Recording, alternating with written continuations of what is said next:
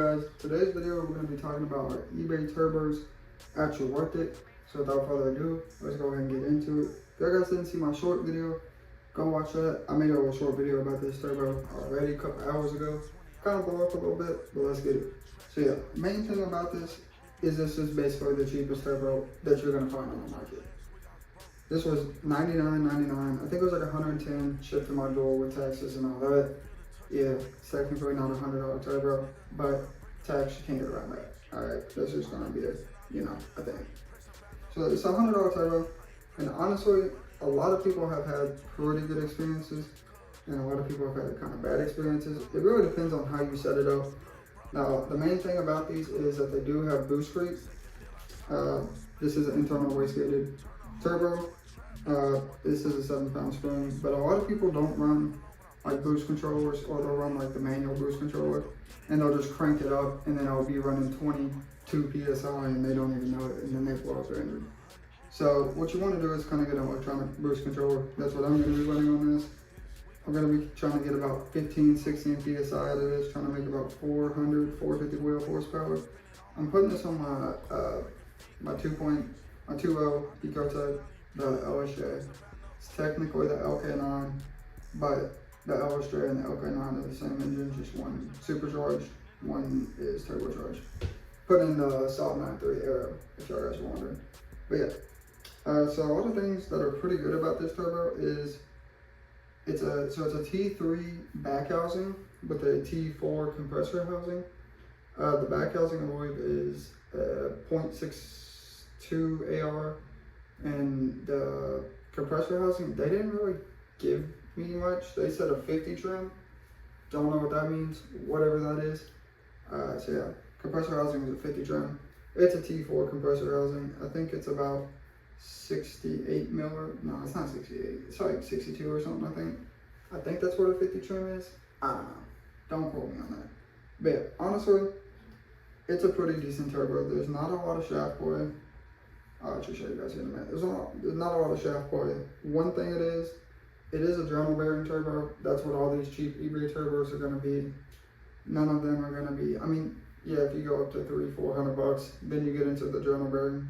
I mean, not journal, ball bearing, my bad. But this is going to be a journal bearing turbo. Honestly, that's not the worst thing ever.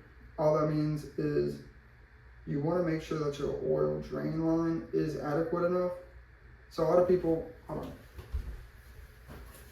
So a lot of people will run something like this, and this is not going to work, right? Yes, this is a like flange for it, but you got a dash 10 AN going into a dash 6 AN line. And yes, this is what what the factory car turbo uses. It is adequate enough for that. That's a ball bearing turbo, so your oil drain isn't as important. It is still important, just it doesn't need to be as important. Basically, you can get away with the smaller diameter, and it's a very small turbo. It's an OEM turbo. OEM turbos are typically pretty small on 4 cylinders. They're just there for fuel economy basically. So they're not really trying to do too much with them, and with it being ball bearing, not that much oil is coming into that turbo. But let me go ahead and get a close up for you guys. So this is what the compressor housing looks like. Honestly, these eBay turbos have came so far in the past like 5 years.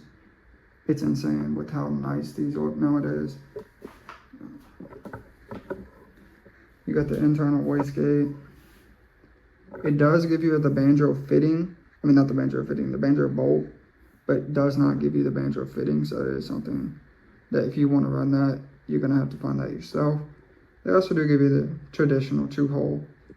But yeah, honestly, the casting on this, I can't really complain too much. You can go ahead and see so it's a journal bearing, so it's going to have a little bit of play. That's to be expected before you get oil into it. But yeah, let me show you the actual like back house casting. I don't know if you can see in there, but it's pretty.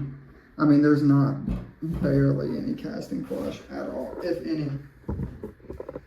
And no, I did not take a I didn't, you know, sand it out or smooth it out or anything like that. Let me see if I get close up.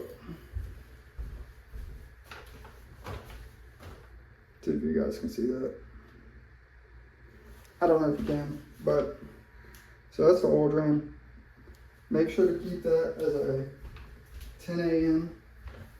No, this shit's kind of heavy. Hold on. So it's very important that you keep that as a 10 AM and you have the correct fitting there, just so that it's not restricted and your turbo doesn't smoke. Because 9 times out of 10, that's why people's turbos are smoking so bad. Is because it's just, you know, there's too much oil in the compressor housing, not compressor housing, in the core, the chair, whatever it's called. I don't know, the CHA or whatever. The middle, all right, that's what we're gonna call it, the middle, all right. Too much oil gets in there and it starts leaking out past the seals.